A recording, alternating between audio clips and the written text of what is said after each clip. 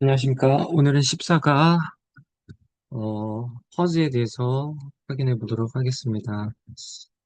이 퍼즈는 한글, 한국어로 번역을 어떻게 하면 좋을까요? 이게 멈춤, 휴지 이렇게 번역하는 경우도 있는 것 같습니다. 근데 휴지라는 표현을 잘 쓰지는 않죠. 그래서 멈춤 이게 뭐 직관적으로 또 오히려 더 잘 와닿는 것 같은데요. 그래서 휴지 잠시 멈추는 거에 관련된 발음 기호들이 있습니다. 그것들과 관련된 내용을 보겠습니다. 이렇게 생긴 거,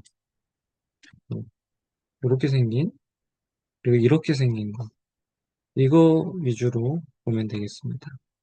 이렇게 생긴 게 있으면 보통 메텍 아니면 슬룩이 되겠죠. 그리고 이렇게 생긴 것은 아트나라고 했습니다.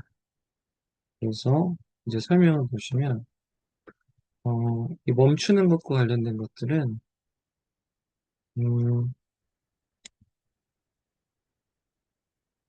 어, 그 액센트가 멈추는 부분과 관련됐다는 것입니다. 그래서 예를 들어서 실룩이나 아트나에 관련된 것이다. 그래서 이것은 이 절의 마지막에 보통 온다라는 것입니다.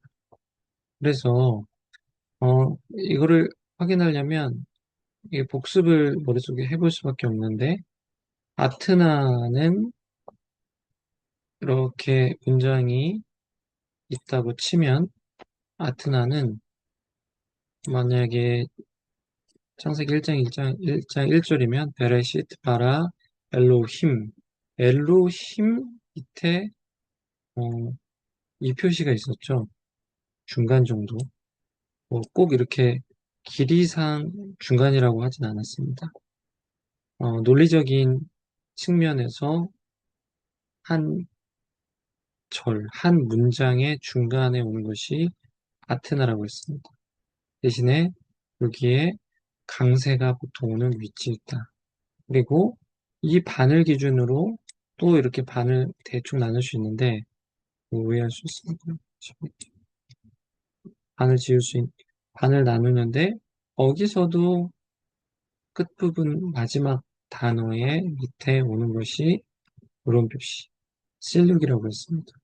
실룩과 메텍을 구분하는 기준은 메텍 위에는 강세가 오지 않고 실룩 위에는 항상 강세가 온다.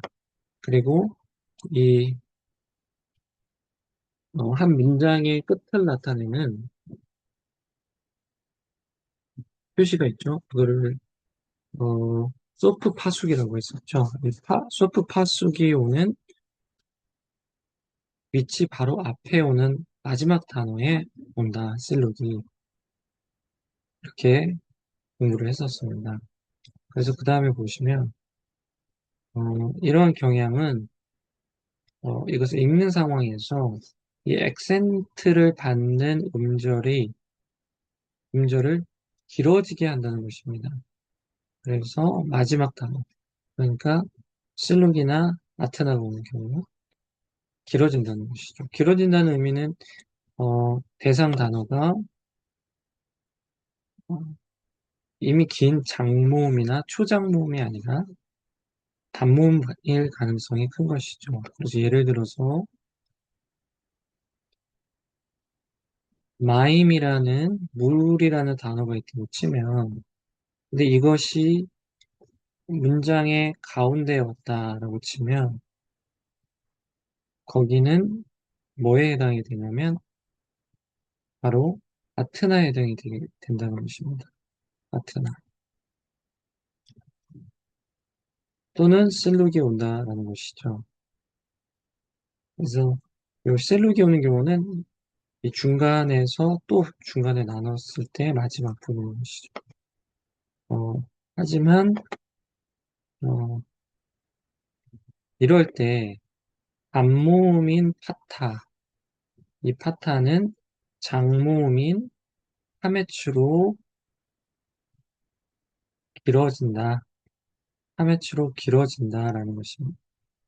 그래서 아테나가 오는 경우에는 아니면 실룩이 오는 경우에는 원래는 하매치가 아니라 파타였을 가능성이 있다는 것입니다. 이와 비슷하게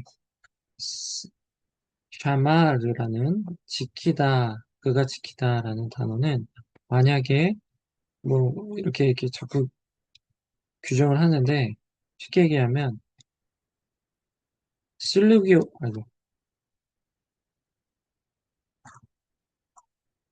시- 실룩이 오거나 아테나가 오는 경우를 안다고 치면 실룩이나 아테나가 오는 자리에 샤마르가 있다고 치면 그러면 길어진다는 것입니다. 이 파타가 카메치로 길어진다. 그러니까 여기 보시면 샤마르, 샤마르가 있는데 요거는 원래 이렇게가 아니라 이렇게 원래는 파타였다는 것입니다. 그리고 이 부분도 원래는 파타였다는 것입니다.